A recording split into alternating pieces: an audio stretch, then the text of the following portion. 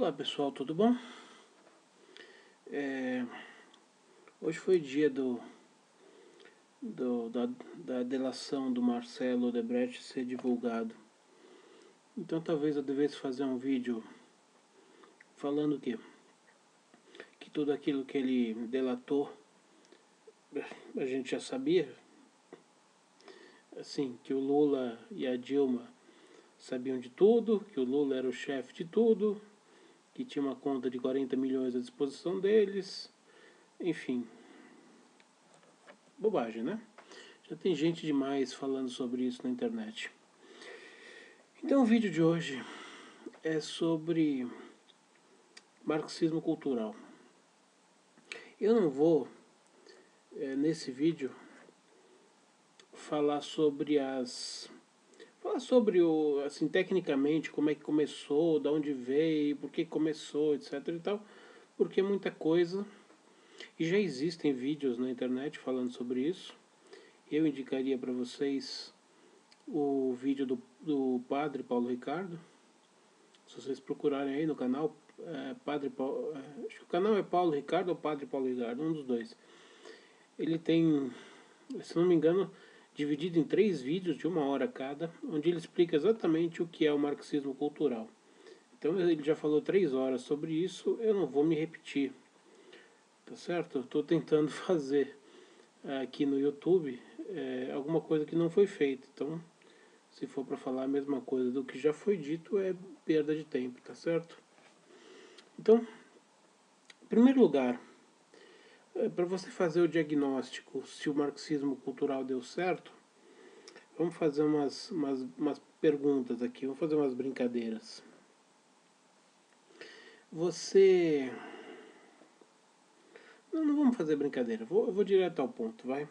Eu ia fazer algumas perguntas para você responder mentalmente o que você acha, e depois, no final do vídeo, eu ia responder essas perguntas. Por quê? Qual que é o efeito do marxismo cultural? Qual que é o grande objetivo dele? O grande objetivo dele é que você passe a pensar de uma maneira que você não pensaria se você não tivesse sido influenciado por ele. Então o marxismo cultural, ele é uma maneira de você fazer uma hegemonia de pensamento, uma hegemonia de ideias, essa hegemonia é feita no plano cultural, é feito na mídia, nas televisões, nos jornais, nas revistas e na universidade, e também nos livros didáticos, obviamente, de modo a que todo mundo nasce conservador, todo mundo nasce com seus valores de direita. O ser humano normalmente começa a dar a guinada para a esquerda quando ele começa a aprender, principalmente história, mas não só história, mas principalmente história, no colégio.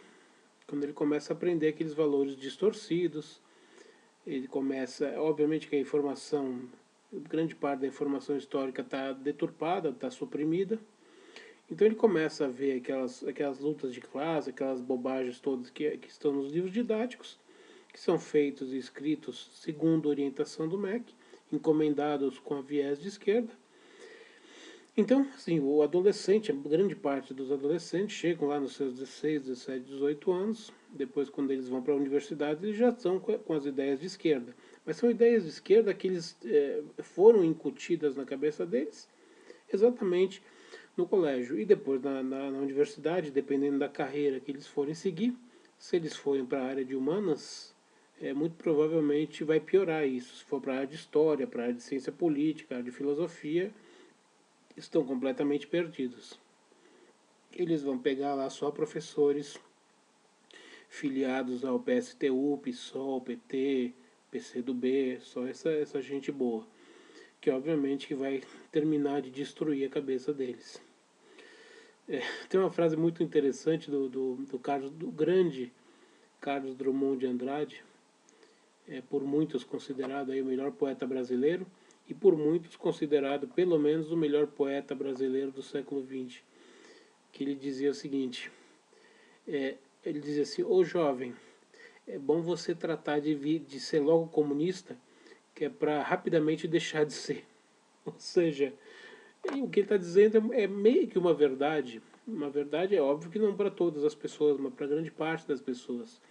Grande parte, como eu estou dizendo, dos adolescentes, dos jovens de universidade, eles se tornam pessoas de esquerda. É claro que depois, quando eles chegam aos 30 anos, ou 30 e poucos anos, ou até um pouco antes, quando eles começam a repensar a vida, começam a verificar que aquelas bobagens que eles defendiam são evidentemente bobagens, que a vida não tem nada a ver com aquela bobagem que eles pensavam, e eles começam a mudar, começam a jogar fora, começam a se limpar dessa praga de esquerda, começam a estudar de verdade, né? Começam a verificar que o mundo não é como diziam para você na época que estavam te doutrinando.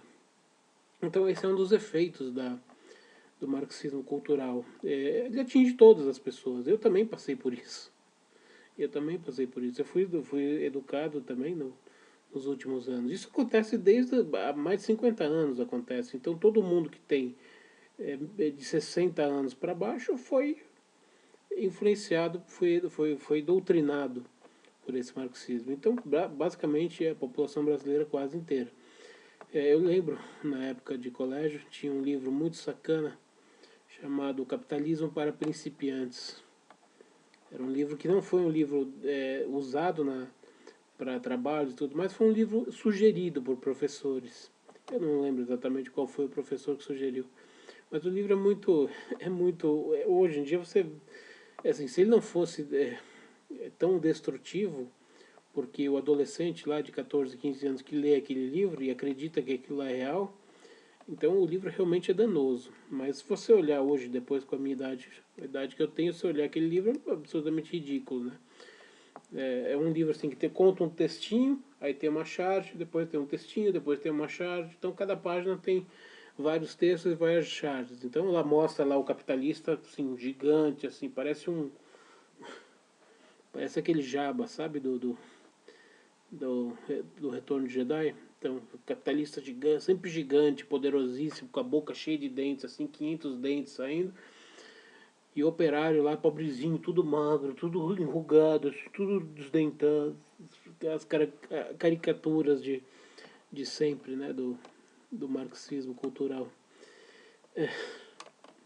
Mostrava lá, por exemplo, aquela falácia da tal de jogo do soma zero, né, que os comunistas, os de esquerda adoram falar, que quando eles criticam alguém que é rico é porque a pessoa é mal, porque ela é má, porque se ela é rica é porque ela ficou com uma parte do dinheiro de quem não é rico. Como se o bolo, a riqueza fosse um bolo, então você come um pedaço, então o que sobrou ali é dividido pelo resto das pessoas. E esse bolo nunca cresce, ele é o mesmo, há 500 anos ele é sempre o mesmo.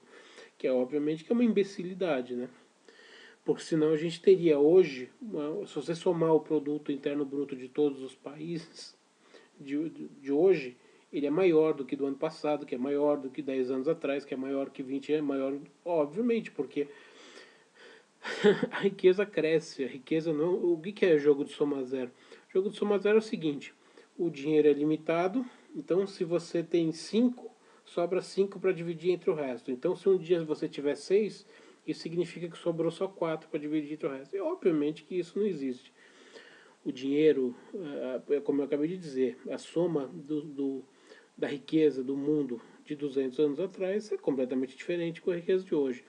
O que o capitalista faz é exatamente gerar riqueza com as suas empresas. Um dado muito interessante, dificilmente alguém vai te dar. No começo do século XIX, isso em torno assim de 1800, começando em 1800, 90% da população, estou falando do nosso ocidente, tá? Não estou falando do Oriente. Falando do Ocidente, 90% da população vivia abaixo da linha da pobreza. Apenas 10% da população vivia acima da linha da pobreza. Vocês estão entendendo esse número? Provavelmente entre 1800 e começo do século XIX. Estou datando de 1800 para arredondar. Ou seja, isso quer dizer antes da Revolução Industrial pegar no breu. Antes da Revolução Industrial pegar no breu, então, portanto, o Ocidente era formado por 90% de pessoas abaixo da linha da miséria. Hoje, nos anos 2000, nós temos 90% das pessoas do Ocidente também acima da linha da miséria, apenas 10% abaixo da linha da miséria. Em 200 anos de capitalismo, 80% das pessoas que estavam abaixo da linha da miséria subiram para cima da linha da miséria. Isso foi conquistado graças ao quê? Exatamente graças ao capitalismo.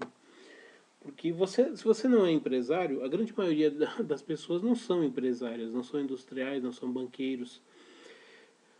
Mas se você não é empresário, estou englobando todo mundo aqui, banqueiro, comerciante, industrial, você provavelmente trabalha para porque a maior parte das pessoas trabalha na iniciativa privada. Então, a casa que você tem, o carro que você tem, a escola dos seus filhos, o plano de saúde, assim, o sapato que você está usando, a camiseta que você está usando, tudo isso você comprou graças ao quê? Graças exatamente ao salário que você recebe do seu empregador. Se você não tiver o empregador, você não tem salário. Se você não tiver salário, você não paga as suas contas. Tá certo? É uma coisa muito simples. É claro que a visão de esquerda é completamente diferente. Eu lembro, no ano passado, durante a eleição municipal aqui em São Paulo, num debate, a Erundina tinha que fazer uma pergunta para o Dória. E ela começou a pergunta falando assim: Dória, você é um cara muito rico, né? Você tem uma mansão enorme, né? Deve custar muito caro, né?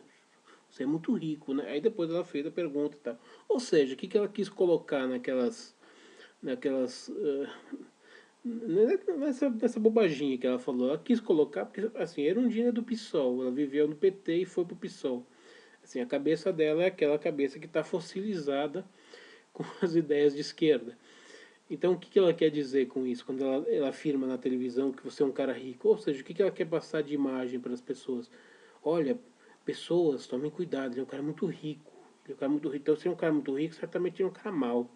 Porque ele roubou esse dinheiro dos pobres. Porque ninguém fica rico sem roubar dinheiro dos pobres. Então, se ele tem muito dinheiro, é porque tem gente que tem pouco dinheiro. Porque ele roubou daquela. Essa é a mentalidade imbecil da fossilizada desse povo de esquerda aí que está com mais de 70, 80 anos, que obviamente cresceu nessa mentalidade, não virou a chave, não acordou para o mundo e continua pensando hoje como pensava 50 anos atrás.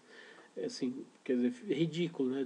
Hoje em dia você dizer um negócio desse assim, é simplesmente absurdo, absurdamente ridículo. Então o que eu estava dizendo é o que o capitalismo, o marxismo cultural faz é exatamente isso. Ele faz destruir assim a maneira de pensar das pessoas, doutriná-las da maneira com que a agenda de esquerda entre no seu pensamento e que você não perceba.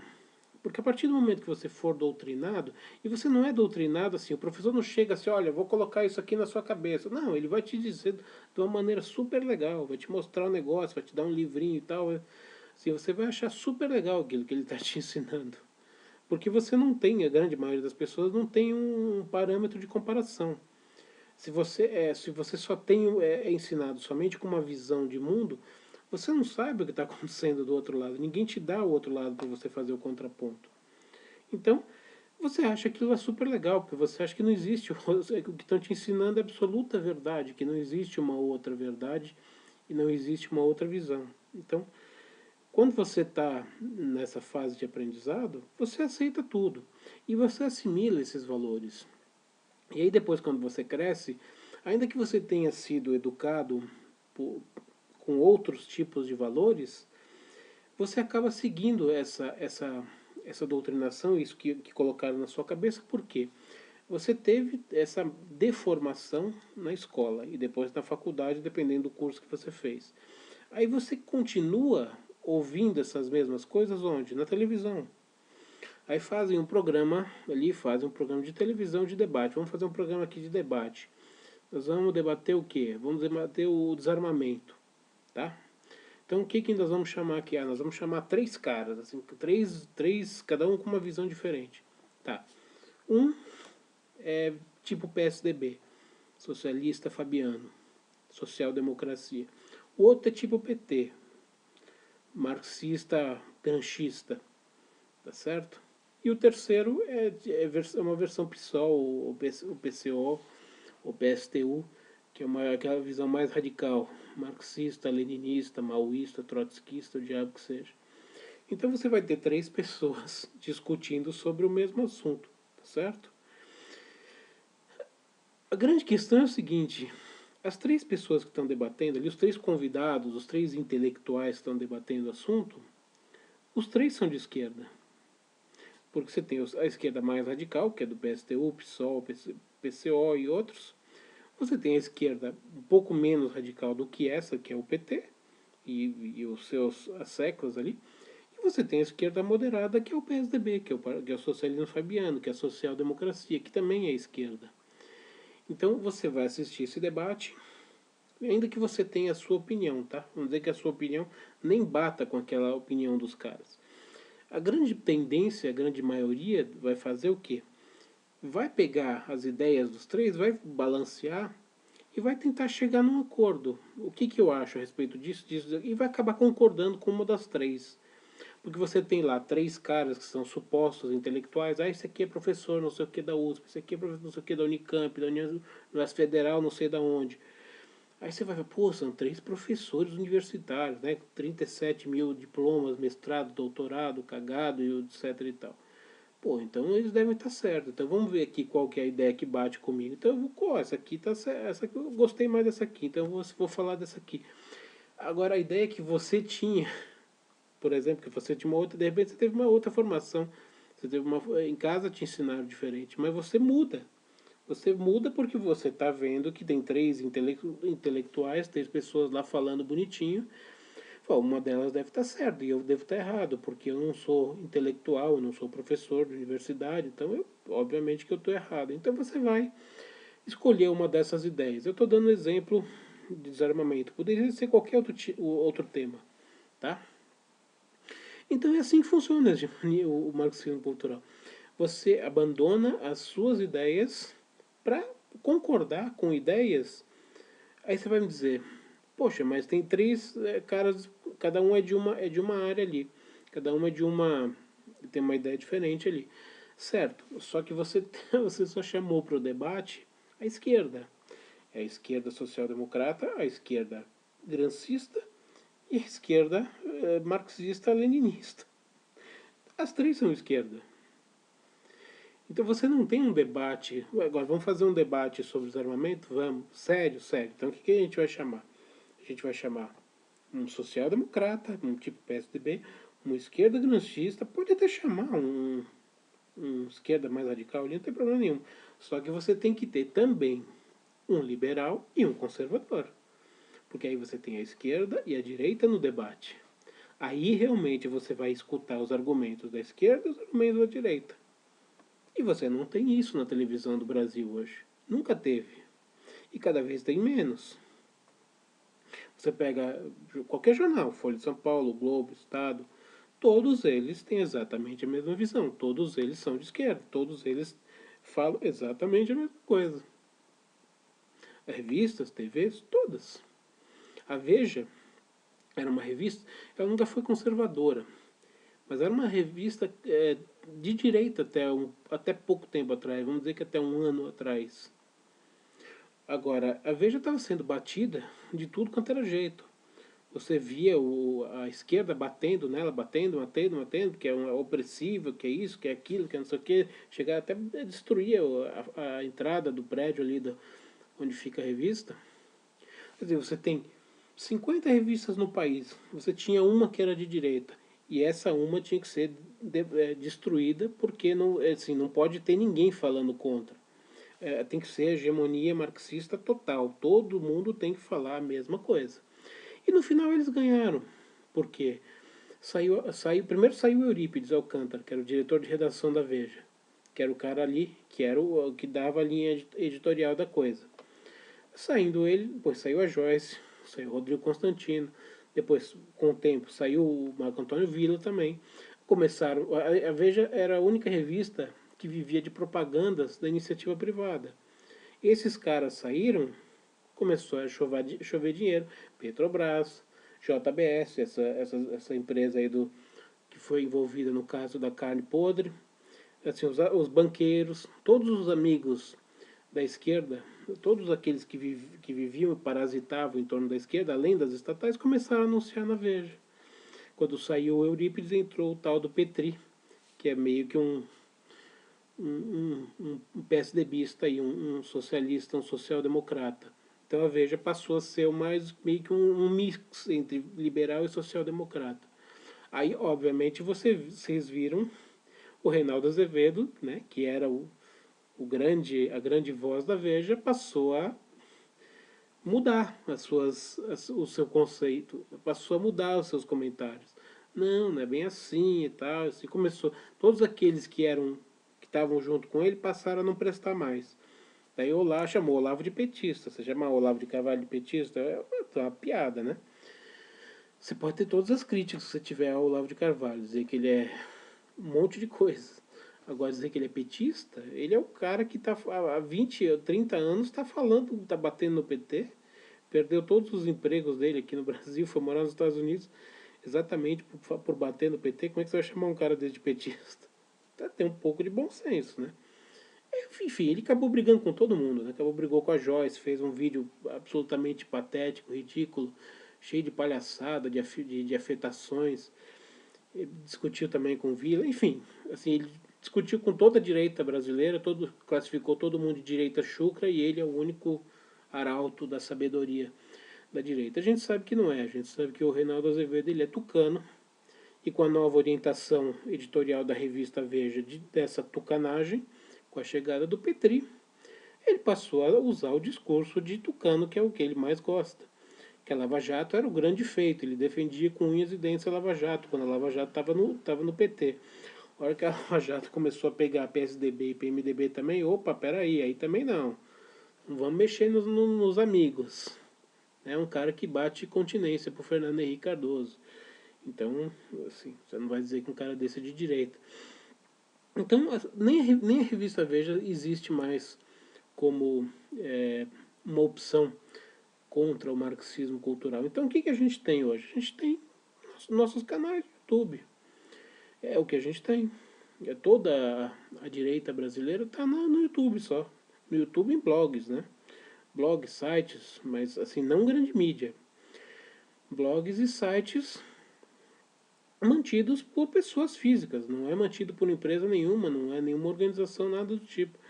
E é o que a gente tem que fazer para combater esse marxismo cultural. É a única coisa que a gente consegue.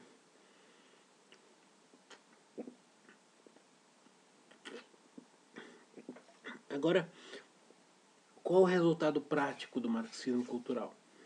Bom, na política, o resultado prático do marxismo cultural vocês estão vendo aí. A Lava Jato está mostrando qual é o resultado prático. São 9 bilhões de roubo do dinheiro público. Além de 13 milhões de desempregados e economia destruída, enfim. Na política é isso. O que mais o marxismo cultural provocou? Ele provocou uma taxa de homicídios que a gente tem no Brasil hoje da ordem de 70 mil homicídios. É interessante que quando houve o plebiscito, para ver se o brasileiro era contra ou a favor o porte de arma do cidadão de bem, a grande maioria da população votou a favor. Ela queria manter o porte de arma. E o governo seguiu exatamente contra, ou seja, não adianta o governo na época, Fernando Henrique e Lula, né? Era naquela entre um e outro. É porque o Fernando Henrique, o PSDB, também era a favor disso. É muito interessante, porque pessoas muito boas, amigas que eu tinha na época e tenho até hoje, pessoas de bem, na época do plebiscito, eu lembro na época que aconteceu o Estatuto do Desarmamento, ficavam muito felizes. É isso mesmo, tem que desarmar as pessoas. A arma é muito perigoso, realmente, é muito, muito violento, tem que tirar as armas das pessoas, realmente. Por quê? Porque o governo desenvolveu um discurso dizendo que o porte de armas era o grande causador das mortes no Brasil. Então o Brasil era um país que tinha um alto índice de homicídios, por quê? Porque o brasileiro era o culpado. O cara que matava a mulher, ou a briga de trânsito que um matava o outro. Então o brasileiro era o grande culpado. Então vamos proibir o porte de armas. Certo? Certo. Pega as estatísticas do fim do Estatuto do Desarmamento até hoje. O número de homicídios cresce ano a ano. E não para de crescer. Por que ele não para de crescer? Simples. Quem é responsável pelo alto nível de homicídios no Brasil são os bandidos. E os bandidos não têm porte de arma. Os bandidos não compram arma em loja. Os bandidos não têm porte de arma. Eles não entregaram a arma deles para o governo. O bandido rouba a arma, compra no mercado negro, compra do tráfico de drogas, tráfico de armas. Então não aconteceu absolutamente nada. O brasileiro devolveu, o brasileiro de bem devolveu as suas armas e continua sendo morto. Aliás, continua sendo morto com muito mais facilidade, porque antigamente o bandido ele invadia uma casa, ele tinha que ter um certo cuidado, porque o morador podia ter uma arma para se defender. Hoje o morador não tem mais essa opção. Ele sabe que ele pode invadir uma casa e o morador está desarmado, então ele pode fazer o que ele quiser.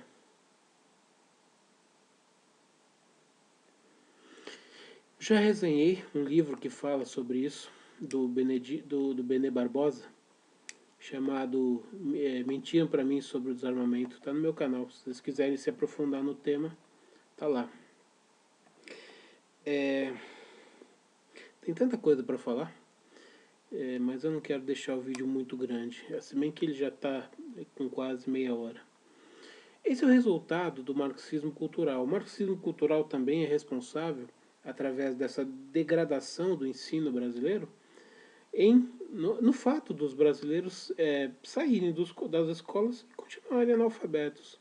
O índice de analfabetismo funcional no Brasil é enorme. Gente que sai de universidades não sabe escrever. Não consegue escrever corretamente, não consegue escrever 10 linhas sem um monte de erros de ortografia, de acentuação, de tudo, de concordância. Não consegue. Por quê? Porque as escolas e as universidades, sobretudo as de humanas, elas estão preocupadas em doutrinar as pessoas para as ideias de esquerda. Elas não estão preocupadas em ensinar. Os colégios brasileiros eles estão preocupados em doutrinar a cabeça dos adolescentes, para que eles pensem como pessoas de esquerda. Eles não estão preocupados em ensinar o português, matemática, geografia, nada. Então, isso é uma desgraça para o país. Aí você vai me dizer, poxa, mas como é que isso começou? Eu não vou fazer um vídeo dizendo como isso começou, explicando todos os detalhes, porque eu já recomendei que vocês assistam os vídeos do Paulo Ricardo, que tem exatamente tudo documentado. Eu vou só dar uma ligeira pincelada. Isso começou de uma maneira muito simples. Durante a década de 60, quando os militares tomaram o poder, eles combateram a guerrilha de esquerda, certo? Eles combateram os terroristas, os guerrilheiros. Agora, eles não combateram os intelectuais que estavam nas universidades, na imprensa, na mídia. Eles não combateram esses. Esses continuaram trabalhando normalmente, porque toda a grande imprensa já era de esquerda naquela época. E parte delas, inclusive, fazia cursos na União Soviética, na finada União Soviética. Não tão finada assim, né? Porque o Putin é KGB, né? O Putin, presidente ou czar da Rússia, é KGB. Mas, enfim, eles já tinham todos esses caras.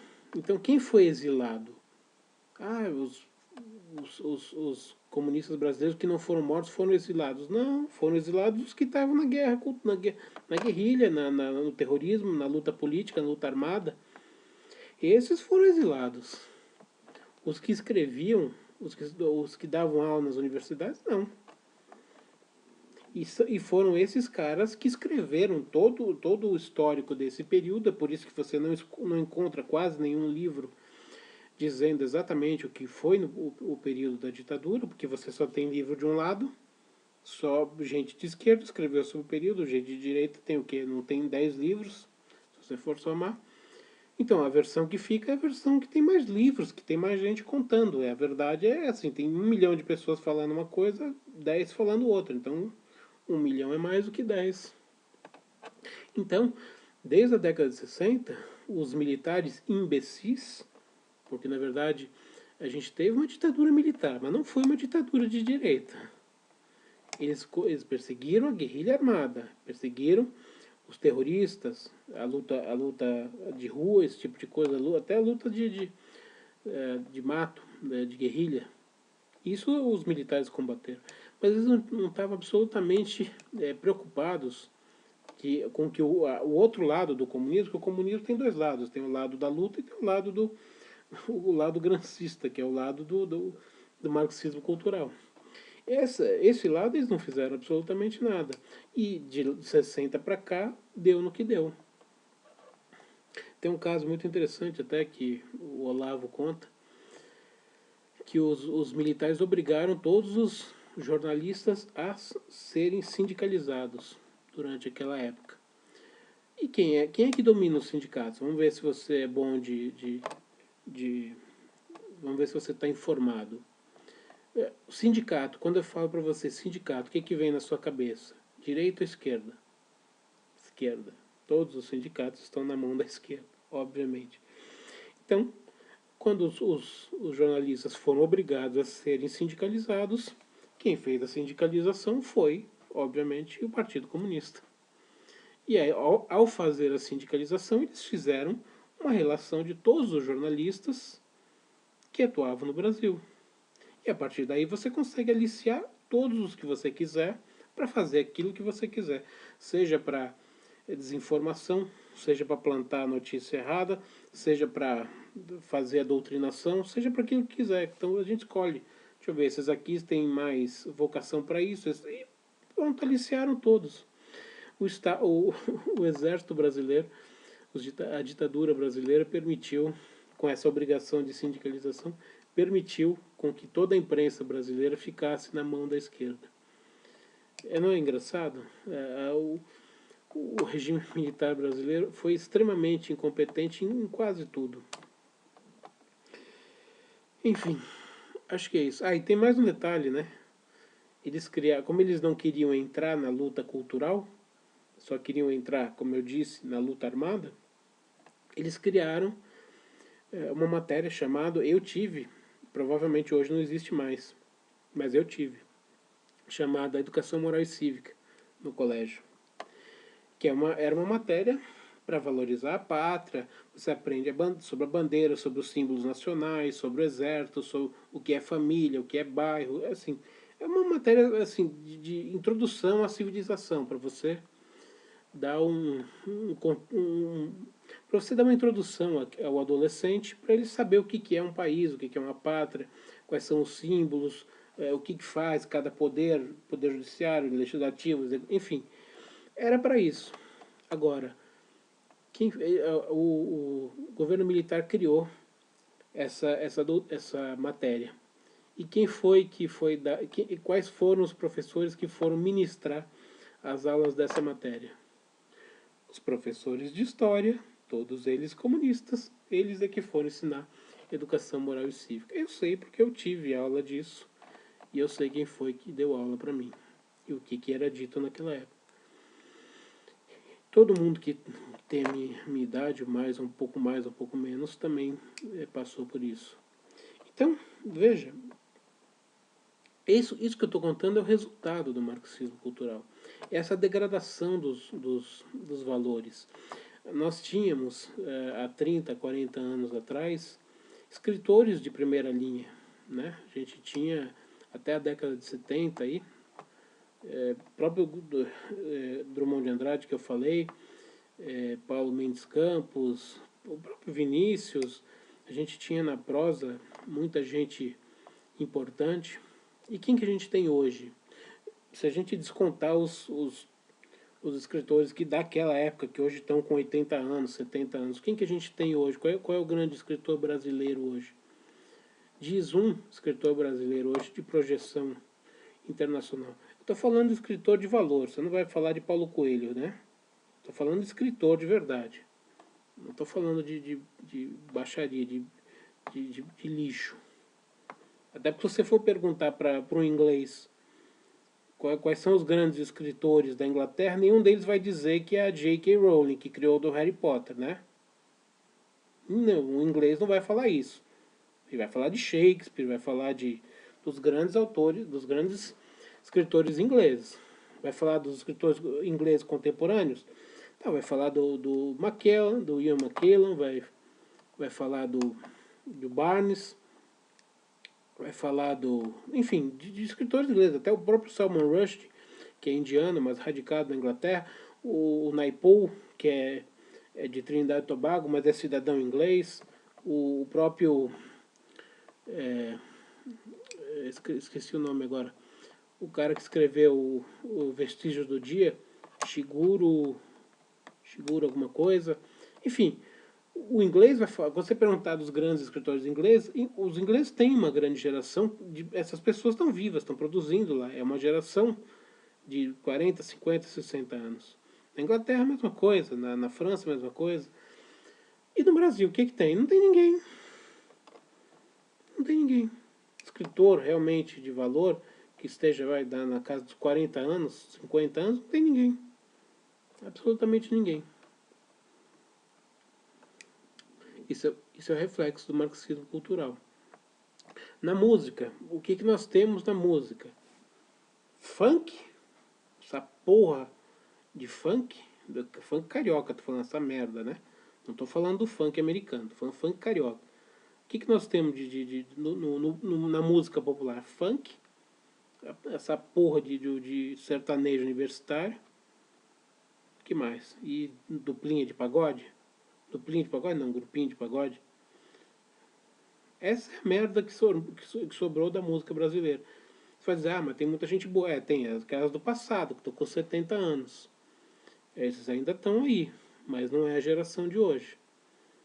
90% das rádios que você vai escutar, você vai ouvir. É pagode, é funk e é o sertanejo universitário.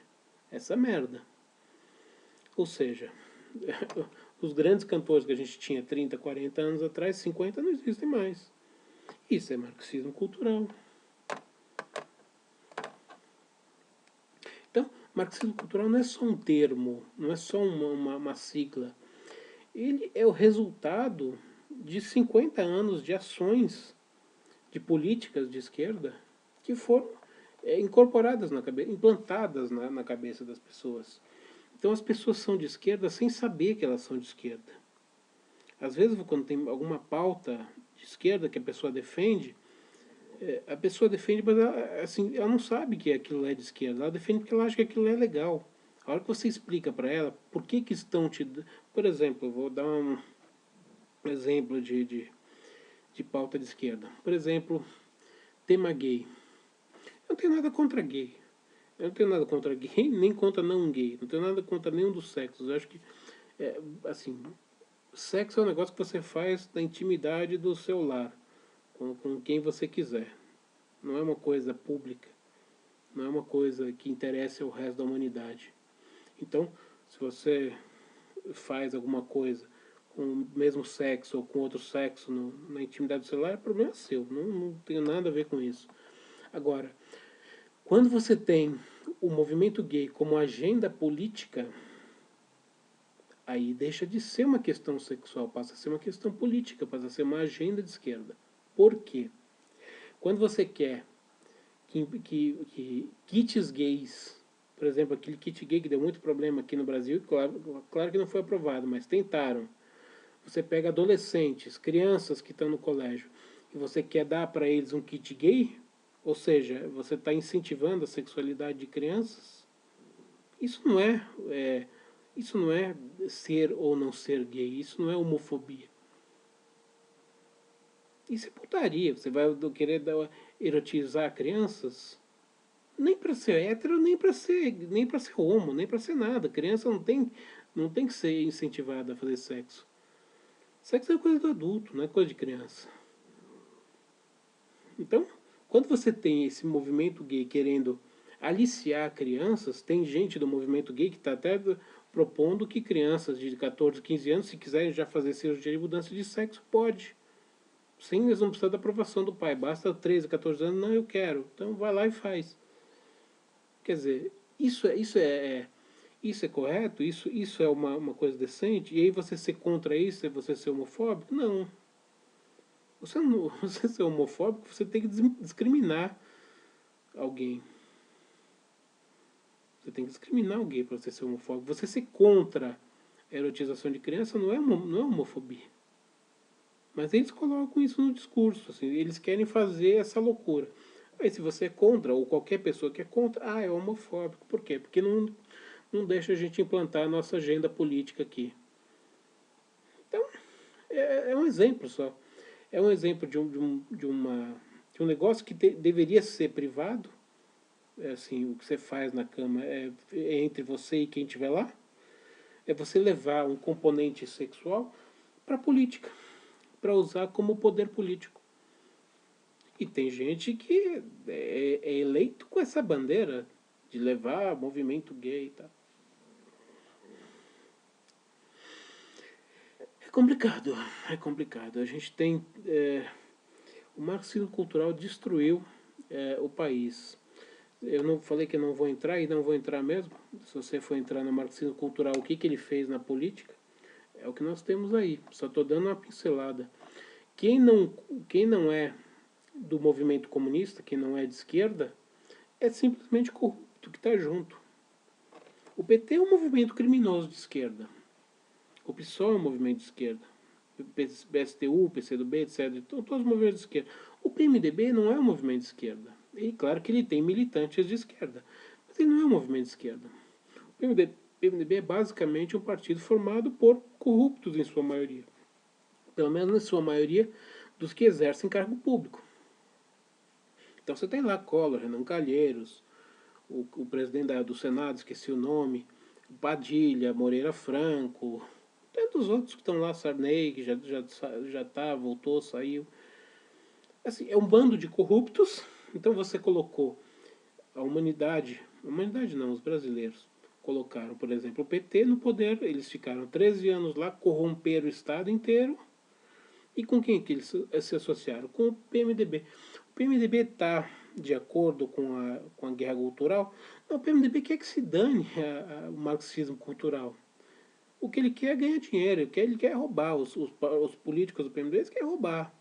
Então, se der para associar com o PT e ganhar dinheiro roubado, vamos lá. Dane-se. Eles não têm ideologia. A ideologia deles é corrupção. Eu estou falando deles. Tem o PSDB também ganhou, o PP também. Estão todos envolvidos na Lava Jato. Grande parte dos partidos estão envolvidos na Lava Jato. Uns por ideologia, por serem do movimento corrupto da esquerda, e os outros simplesmente porque são corruptos. Eles topam qualquer coisa desde que eles ganhem alguma coisa em troca. É simplesmente isso. Então esse é o resultado do marxismo cultural. E agora, se vocês quiserem saber como é que começou o marxismo cultural, o pai do marxismo cultural é Antônio Gramsci. Foi presidente do Partido Comunista Italiano. Então assistam os vídeos do padre Paulo Ricardo, que vocês vão saber quem foi Gramsci e quais foram as suas ideias e como foi que esse marxismo cultural se iniciou no Brasil, e com um pouco mais de riqueza de detalhes, tá bom? Então é isso. A ideia do vídeo foi exatamente mostrar o resultado do marxismo cultural hoje. Uma coisa que foi implementada na década de 60 e até hoje está provocando a desgraça do povo brasileiro. Na política, na economia, na educação, nas artes, em todos os campos do conhecimento humano e da sociedade brasileira. Tá certo? Eu não vou falar de marxismo cultural em outros países, mas ele existe também. Tá? Ele existe também. A mesma mídia porca, grande mídia porca no Brasil, que está aparelhada pela esquerda, também está aparelhada nos Estados Unidos. Vocês vejam o problema que o Trump está sofrendo. A CNN cria mentiras e divulga mentiras sobre o presidente dos Estados Unidos. Vocês imaginam o nível de loucura que chega a isso. E o nível de audácia desse povo. Quer dizer, para você inventar uma mentira, por exemplo, uma mentira inventada que o próprio Donald Trump desmentiu, foi que a CNN divulgou que um dos advogados do Trump teria feito uma reunião secreta com alguém na Rússia, não sei lá que diabo de país, e ele teve que chamar o cara, chamou o advogado e mostrou o passaporte do cara. Aqui, ó, tá aqui o passaporte. O cara não estava fora dos Estados Unidos durante essa época. Como é que ele podia ter feito essa viagem se não está carimbado o passaporte dele? E a CNN inventou a notícia. Quer dizer, qual é o grau até onde esse povo pode chegar? Um povo que tem um canal de notícias que inventa uma mentira sobre o presidente do maior país, o país mais poderoso do mundo. O que eles podem falar a respeito das outras pessoas? Que mais eles podem perverter que não seja isso? O céu é o limite. Então, assim, se você está vendo, assistindo a grande mídia, você está sendo enganado todos os dias. Todos os dias você está sendo enganado. É claro que alguma coisa eles vão ter que dizer. Agora, eles dizem, mas eles não comentam. Por exemplo, esse dado que eu dei de 70 mil homicídios por ano é estatística. Quem faz as estatísticas são os institutos de pesquisa. Então, se você procurar na internet, você vai achar. Vai estar na Folha, vai estar no Estadão, vai estar no Globo, vai estar em todos os locais, vai ter lá 70 mil homicídios por ano. Agora, eles não vão te dizer por que ocorre esses 70 mil homicídios. Eles não vão te explicar por que isso ocorre. Esse que é o problema. Você dá o dado e não dizer qual é a causa do problema, a população não sabe. A grande maioria dos brasileiros não estuda o problema, não sabe o que aquilo lá quer dizer. Então, a população vai ficar chocada pelo número, mas ela não sabe quem é o culpado. Porque a grande imprensa não vai te dizer quem é o culpado, porque ela é parte dos culpados. Tá certo? Então é isso aí. Quase 50 minutos, acho que eu já falei mais do que eu deveria ter dito. Mas é isso aí. É um tema que precisava ser abordado do ponto de vista, não de como ela entrou, mas do ponto de vista do resultado. O resultado de 50 anos de marxismo cultural é essa desgraça que a gente está vivendo. E vai demorar muito para a gente conseguir se livrar disso. Tem como se livrar? Tem, mas demora muito tempo.